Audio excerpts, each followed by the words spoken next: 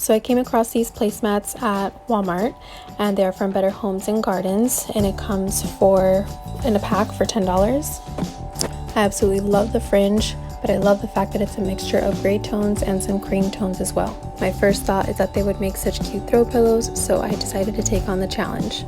Okay, so I went ahead and lined up 2 placemats together and then did some safety pins along the edges, but left some space so that the sewing machine can come through.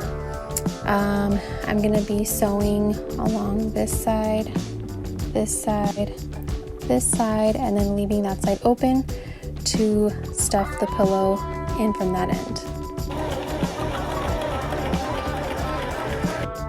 So for the stuffing, I literally just grabbed an old standard pillow that we had, and I'm cutting the outside material exactly in half. So the stuffing on the inside of this pillow is literally just kind of falling apart here, so I'm just going to unravel it to pretty much start from scratch on the stuffing. So I went ahead and stuffed the little half pillows and I started sewing them shut. This does not have to look pretty because it's going to be hidden in the pillowcase.